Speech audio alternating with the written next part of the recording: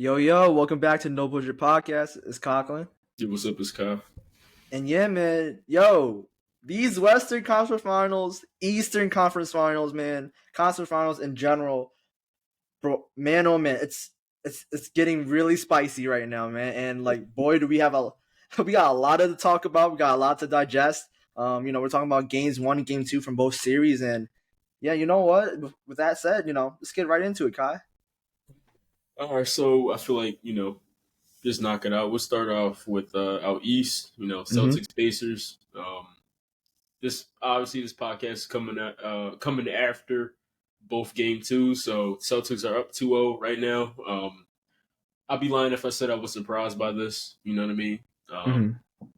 Like this is what I expected. The Celtics. I said it. I believe in round one. I said the Celtics should sleepwalk into the finals. They're Pretty far and much. away the best team in the East. And they're proving that, these last two games, right? Game one went to overtime after a big 3-pointer by Jaylen Brown. Also, before that 3-pointer, right? You forced the turnover on Pascal Siakam to kind of give them guys a chance. Yep. There's been a lot of talking about, right? If you're up 3, do you foul? Right? LeBron, JJ Redick, they both said in that situation you foul, right? So it kind of avoids that entire situation. Indiana elected not to do that. They elected to, just play defense. And unfortunately for them, Jaylen Brown hits that shot, sends them to overtime. And, this is when stars become stars, right? You're talking about Eastern Conference Finals overtime, and Jason Tatum, he stood up, right? Yep. I believe he had 8 points scored in overtime, right? Huge threes, huge and one layup. And I feel like the biggest reason or biggest shift in this game was on a fast break. Andrew Nembhard, he fouled. I believe he fouled Jason Tatum, or he fouled Yep. somebody on the fast break, and that was his sixth foul. He fouled out, right? So in Yep. overtime, they had to play without him. And on one of those and one plays in overtime, he scored over.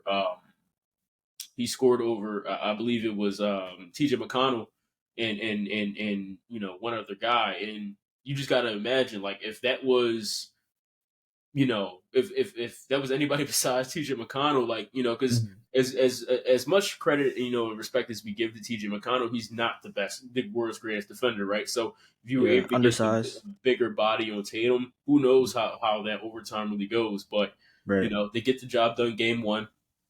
For game one, I gave the MVP to Tatum. Again, 8 points in overtime. He had 36 total points, 12 rebounds.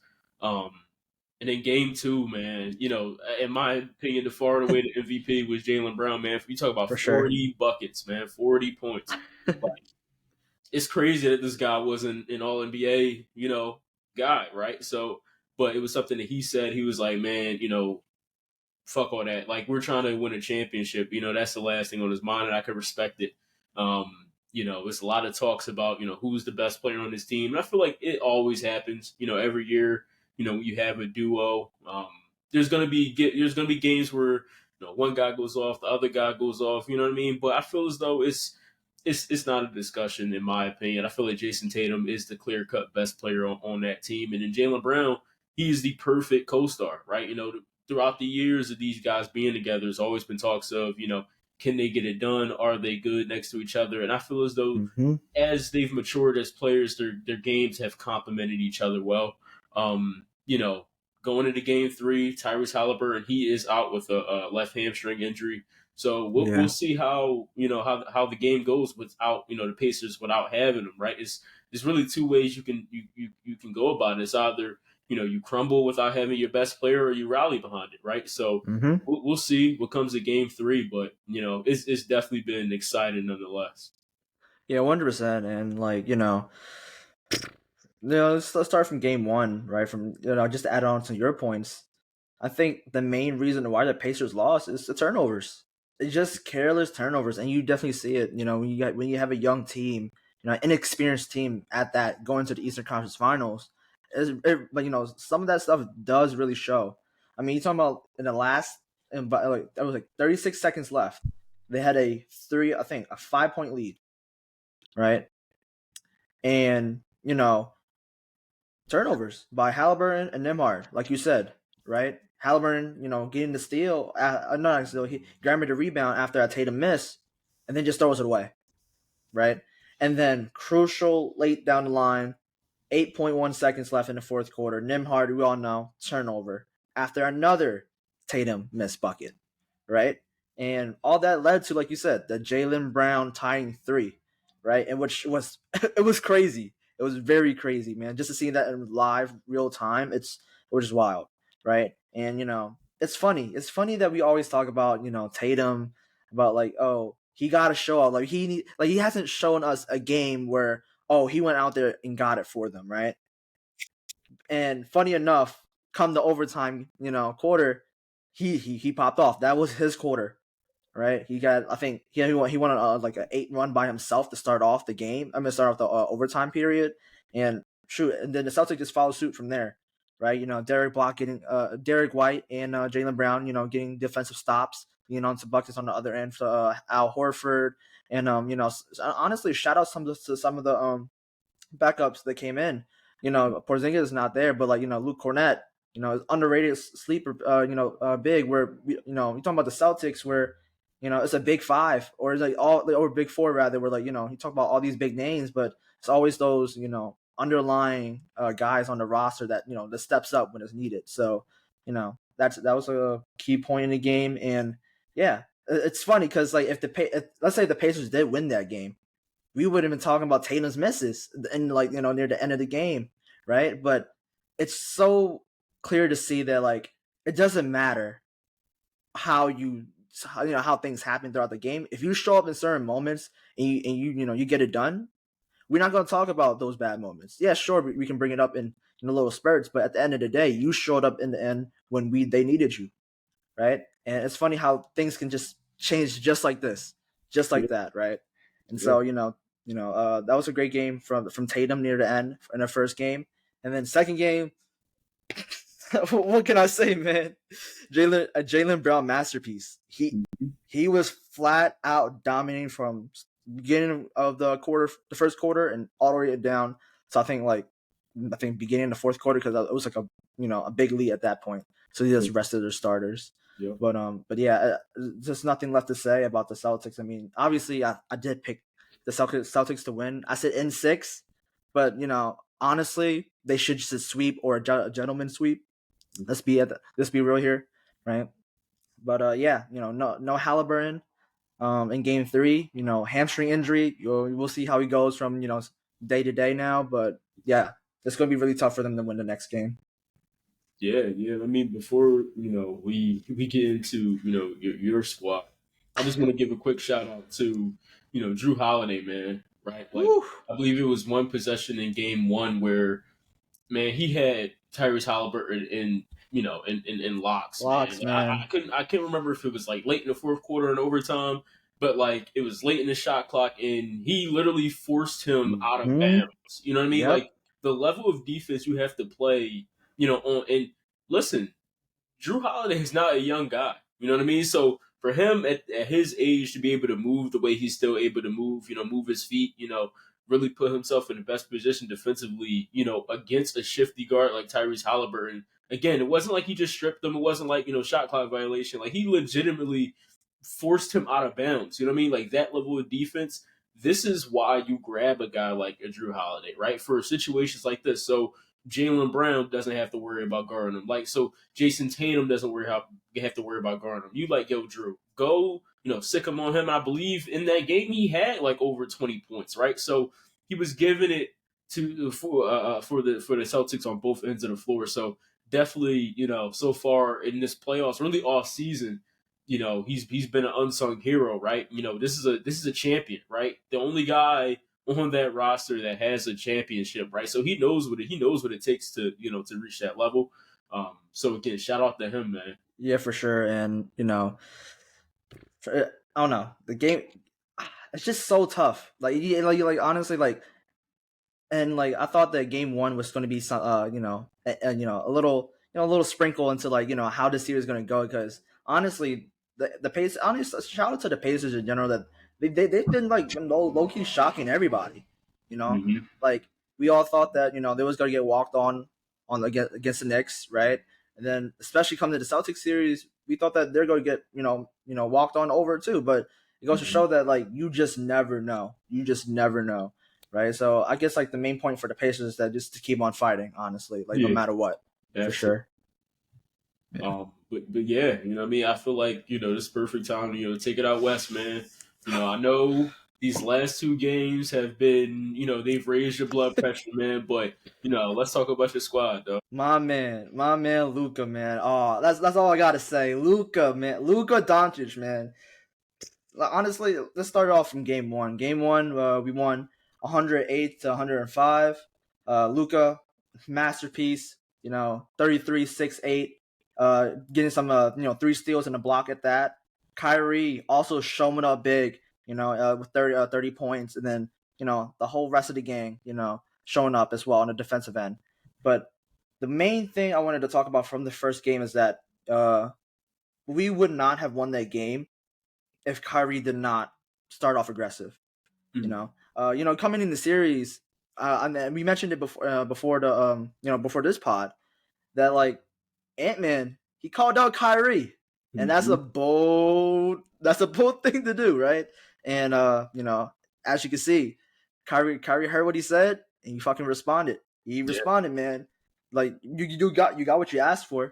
right? And that's what you'll do about it, right? And so honestly, stuff like that I just love to see because you don't just see that nowadays, Mhm. right? And so Ant calling him out, Kyrie responding, going crazy, just basically leading the team through the first half, and it's like pretty Mhm. much Luca and Kyrie they kind of switch roles.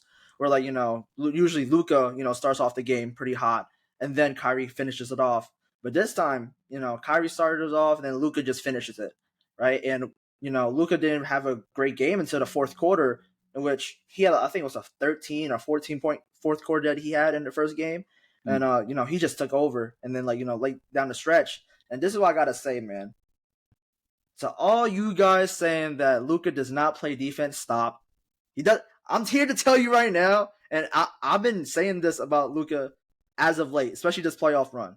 He has been playing some, dare I say, some elite defense. In a sense, and it's crazy. It's crazy. It's crazy. I get it. I get it. He's not known for having great defense, but what you cannot say is that he's a below average or bad defender. He is at best, at least right now, a good defender Yeah. right now, right? Because down the stretch of that first game, right, talking about two pivotal deflections and steals, right? Well, one off of McDaniels when he threw it away, but or I think he tried to pass it back to Gobert, but Luka got the steal and led to another assist. And then I think it was the game tying or game leading three that led up to PJ Washington. That was Mhm. when I think Gobert he met Gobert on the I think on a dunk attempt, which was crazy. And it's like it's funny because we all say Luka's not that athletic per se, right? But he got up there, got the block, and led to the PJ Washington lead for that point, right? And the thing is that we just kept on fighting, right? We just kept on fighting. We actually dominated the points in the paint, 62 to 38. That is insane, right? And I think for the Wolves' point of view, is like just off the first game alone, they just shot too many jumpers, too many jumpers. You know, heading into in my head, I'm like, okay, we might have a problem with their size because when you got a Rudy Gobert, you got a Cat, you got a Nas Reed, right? Mhm. Those three guys alone should make you dominate the paint, Yeah. right? But they flat out got out rebounded, 48 Mhm. to 40, and points in the paint, 62 to 38. One thing that still led on and then led on to game two is that the Wolves, they have no answer for the lob threat, No. no answer.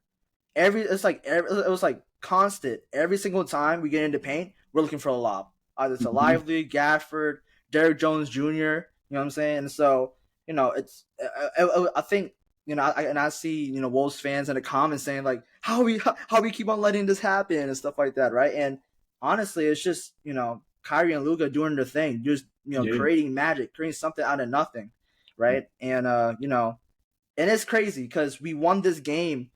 I'm pretty much like trailing the whole game, almost trailing the whole game, right? and we didn't even shot that many threes. We shot the lowest amount of threes that we all season. We shot only 25 threes, and we only make 6 of them. So very bad from 24%. But they were hitting everything.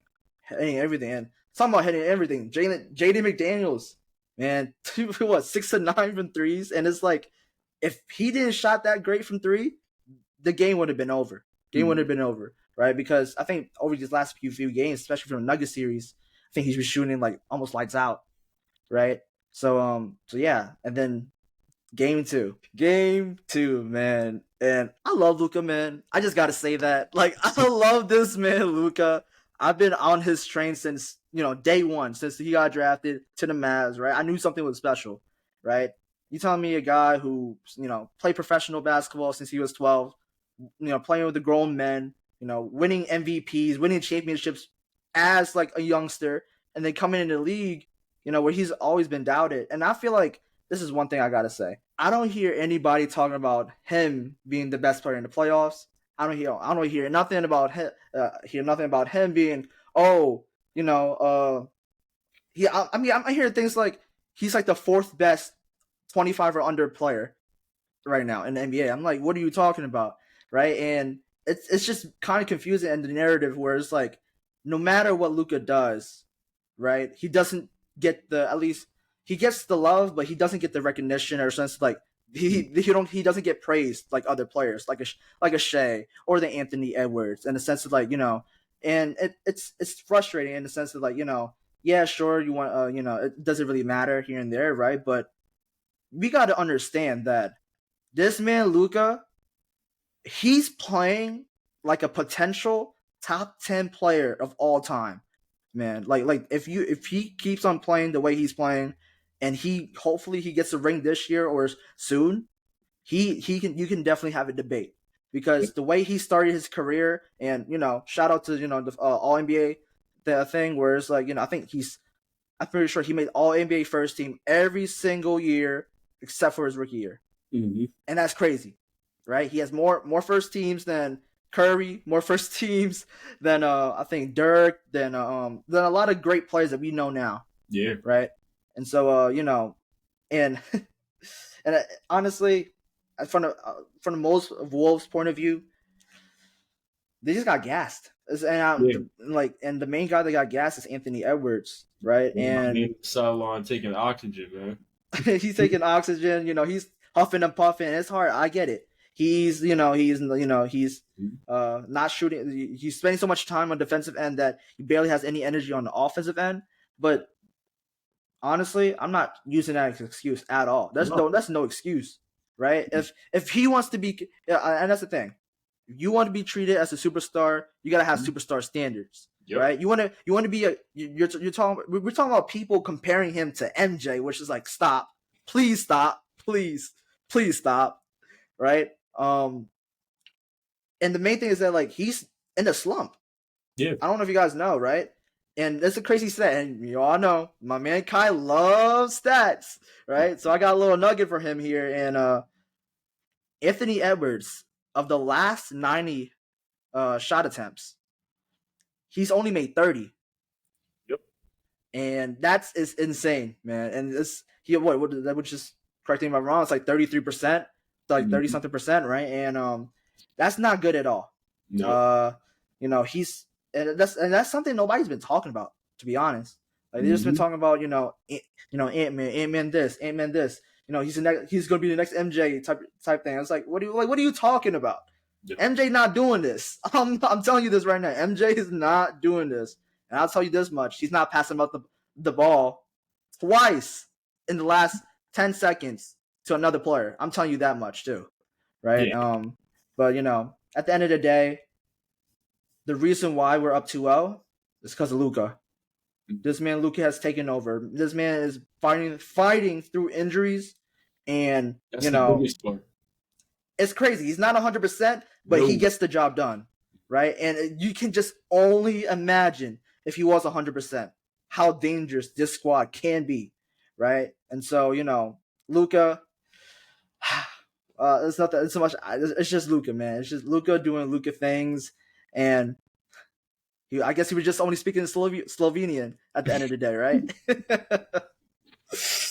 Yeah. I mean, you really hit it right. You know, Luka Doncic is the name of the game, right? You talk about this, and I don't know, I really don't even know the stat on this, but you talking about from a Minnesota team that last series went up 2-0, right, on the road, went up 2-0, and now the reverse happens the very next season, very next Mm-hmm. series, right? So Yep. this is, you know, they've obviously gotten punched in the mouth, right? And, you know, very similar to, you know, Denver, right? Like Minnesota is the caliber team that can win 2 games on the road, right? So this series is not over, right? But it all starts with game three. Game three is now a game seven, right? You feel me? Like if Minnesota loses this game, loses game three, goes down 3-0, it's curtains, right? And you know, this is the main thing, right? And I'm not one to like to criticize players too harshly because I understand, right? Like sometimes, no, you know, players are human, but you know, and Anthony Edwards is a very young player, and I love Anthony Edwards, right? He's one of my favorite players in the league. But like you just said, when you talk about you know the comparisons to Michael Jordan, like if literally besides the Sun series, Anthony Edwards has had, I believe, 3 games where he shot above 50%. You feel what I'm saying? Like, and that's in 2 series, one whole 7 game series where he really only had 2 games, right? His 43-point game, his 44-point game. Outside of that, he had 27, 19, 18, 27, 16, 19. I mean, no, 16, right? And then in this series, game one, 19 point shooting, 6 for 16.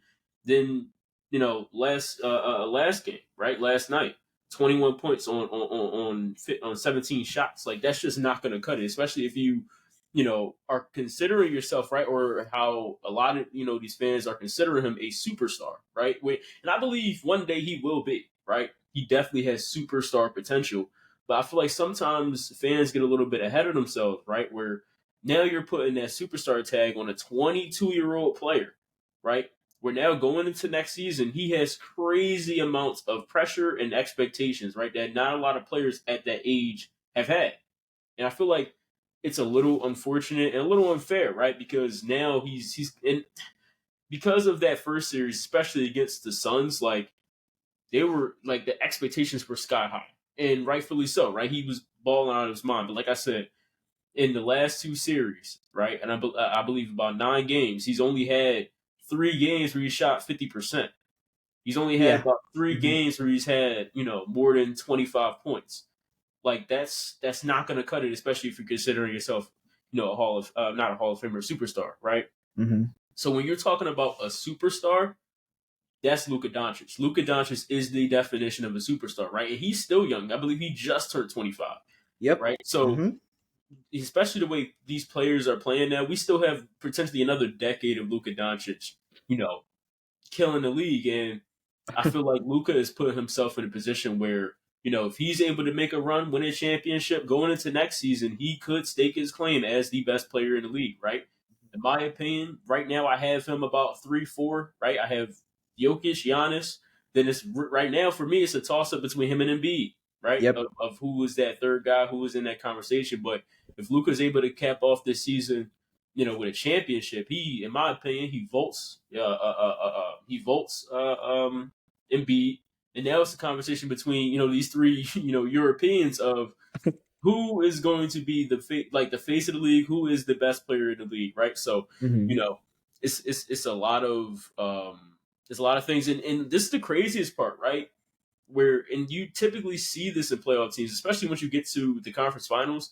It is a very very thin margin of error, man. You talking about being down 0-2 of a combined you know net score of -4. They've only lost both Yep. games by a total of 4 points, Mm-hmm. right? That's you make 2 3 pointers and boom, you know what I mean? That's over, right? So Yeah. we're having a completely different conversation, but again, we're talking about how thin of a margin of error there is in the playoffs where every play matters. And a perfect example of that is, you know, on that final dagger by Luka Doncic, who was Mm-hmm. guarding a fucking 7-foot center, right?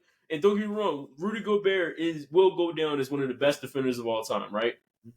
But where he makes his money, where he makes his bread and butter is in the paint, not at the perimeter, right? Mm-hmm. And when you're talking about a young team, you're talking about an inexperienced team.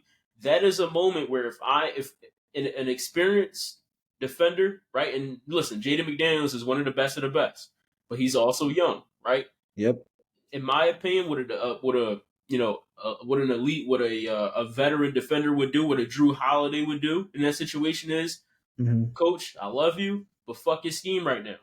Mm-hmm. Right? This is for the game. This is game 2 of the Western Conference Finals. We're not Mm-hmm. switching this. I Nope. will not have Rudy Gobert taking this final shot, against Luka Doncic because that Mm-hmm. is a mismatch. I Yep. would much rather, as a coach, I'd much rather as a fan, I'd much rather as a teammate have Luka live with Luka Doncic hitting a shot over Jaden McDaniels than him hitting a shot, from the 3-point line on Rudy Gobert. Mm. Right? Like, not only do you put Rudy Gobert in a situation where he is not going to succeed, but it's just unnecessary. And again, that's where the difference between an experienced team, an experienced player, and Luka Doncic, even at a young age, he is very savvy, right? So he knows this is a very switch heavy defense. So he knew the mismatch. He knew, okay, I do this pick and roll with Gafford. They're going to switch it. They're going to switch it, and I'm gonna get the best possible matchup I can on this shot, right? So, and then back to Anthony Edwards real quick. I believe I forgot who had said it, but they were saying that they're you know Jason Kidd is implementing a defense on an Anthony Edwards that's very similar to a young LeBron, right? Where, Mm-hmm. listen, when you drive to the lane, because that's also what Anthony Edwards makes his bread and butter on, driving to the paint, right? When you drive to the paint, you're going to see 3 bodies. So you're either going to have to just make a tough shot or make a tough pass. Mm-hmm. And kind of what a young LeBron and what Anthony Edwards has kind of had started to do is, okay, I'm going to just, try to shoot you guys out of this. But Anthony Edwards is not that great of a jump shooter, right? At least not yet. There are some games where he gets hot from 3, but he's not Yeah. consistent enough of a 3-point shooter, of an outside jump shooter to kind of combat that. And that's where he's found his slumps at, where he's not able to really get to the rim at the frequency that he was able to do, especially in that Phoenix series, where now, he's getting bumped, he's getting physical. And then, again, he called his shot on Kyrie. That's not the smart thing to do. You know what I'm saying? Like, that's number one. You never want to poke a bear like Kyrie, right? Because Mm-mm. now, even if he wasn't, already up for, hooping in the Western Conference Finals, well, now he Mm-hmm. has his young gun calling shots. He like, okay, I'm gonna take you through the ringer. You know what I mean? That's exactly what he did. He dog walked his ass 94 feet. You know what I'm saying? It's not smart. And then on top of that, you are your team's best scorer.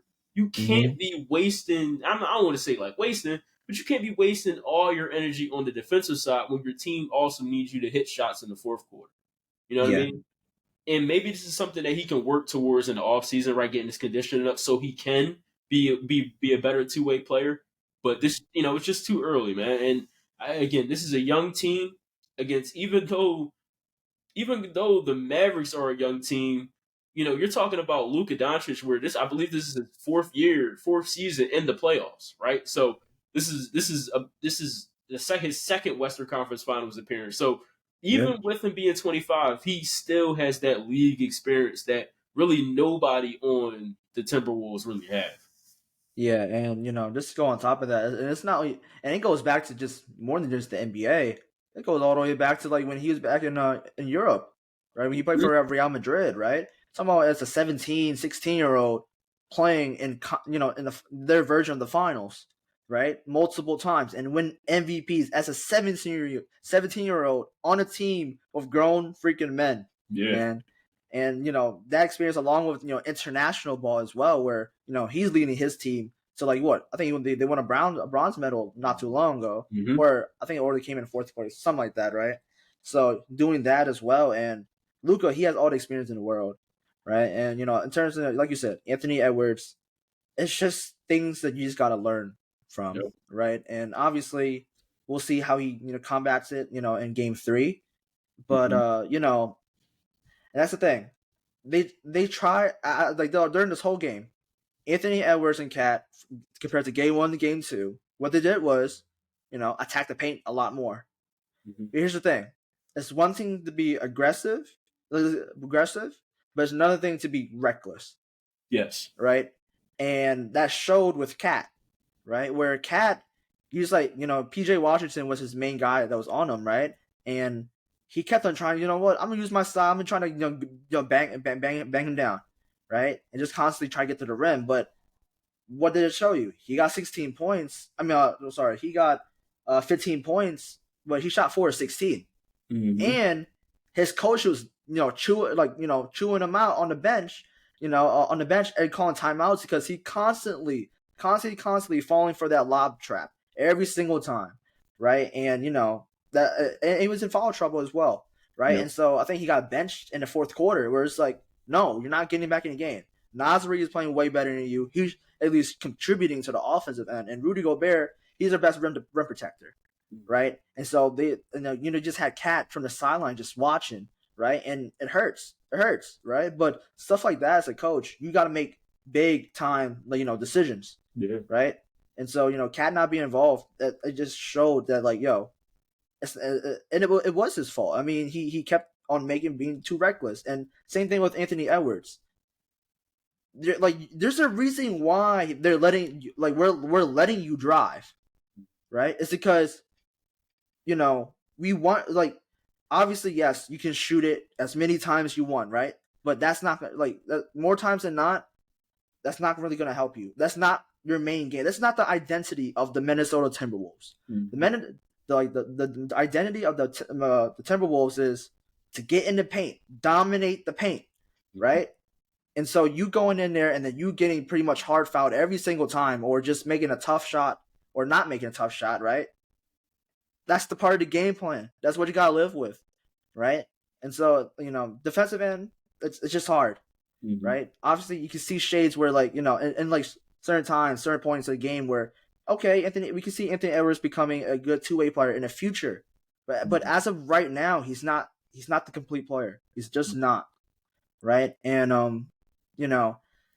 honestly, I just do want to credit though. It's funny. It's always got to be that one other player that just shows up for the Timberwolves somehow, some way. McDaniels didn't really shoot well, but Naz Reid in the building, Naz Reid in the building. Shot, I think, before that game missing shot attempt. He was lights. I was 6 of 7, 7 of 8, something like that. Playing and it's crazy. I don't know. I guess it's just a constant theme where role players out of nowhere just want to play Game 6 Clay against us. So it's just very frustrating. But we like you said, we went down 18, another comeback win, and the last thing I'll say about the Mavs is that during these whole playoffs, what we've learned is that the Mavs can win in every kind of way. We've learned how to play. We've learned how to win with a lead. We've learned how to come back. We've learned how to just keep it tight. It's a close game, back and forth against the Thunder, right? Mm-hmm. And I feel like those experiences leading up to the Western Conference Finals, it showed that we never lost faith. Never lost faith, right? And that's the thing I wanted to see from the Mavs, because like I said, this team never fails to give me a heart attack. There are all points of the game, mm-hmm. right? But what I do see is that there's a unity between these players in a sense that they want it. I'm talking about they want it. I don't care how much down we are. We will make it a close game, right? And honestly, having a 7-game series of this is going to be will go crazy. Like I said, it will feed families, like Kai said, right? Mm-hmm. It will feed families, right? But hey, barbecue chicken on Rudy Gobert, the great Shaq barbecue chicken, if I'm gonna say Mavs, if you're watching, Luka, if you're watching, if y'all really care about my mental health, y'all would sweep, do it for me. Please, I can't every time I'm watching the game, I'm please for my mental health, please for my mental health. I watched a reel earlier today before we hop in the pod, and This is one guy. I don't know if you guys saw it or not, but I think he was looking at the screen, and then he was like, when Luka hits, whoever hits a shot, he's going to turn around, right? Before the shot happened, he was like, "Feel my aura, feel my aura, man," and that was just me the whole game. But yeah, it was two great games by the Mavs. Big win for them, and heading back home, we'll see if the Wolves will respond or will the Mavs take a huge 3-0 lead, right, and shock everybody. Well, not everybody. I always count it on the Mavs, but Yeah, yeah. Like you just said, Game 3 is a very big game, right? mm-hmm. The Mavericks, right? You cannot have the mentality of all we need is one, right? You have to be like, no, we need to close the door and win Game 3, right? Because this is going to be the most desperate, Minnesota Timberwolves team as you've ever seen, right? Because they know the value of Game 3. If they slip up and don't close the door, they're like, I mean, and don't keep the door open. It's wraps, right? I don't believe any team has come back from 3-0, right, in NBA history.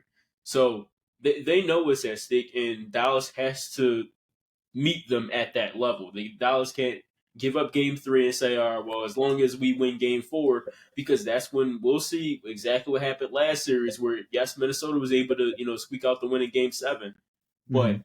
you don't want to play around with that, right? You do not want to keep Mm-hmm. these guys hanging around. You want to put them away, especially to try to give you guys some rest going into the finals, right? This is the Mm-hmm. team that has been Needs battling it. Oh my God.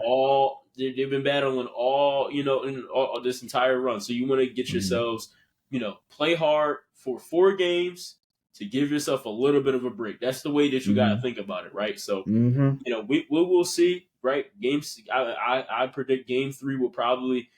Which is crazy considering the fact again the last 2 games have been before points, but this is Yeah. going to be a very close game, right? Like I Yeah. feel Another like one.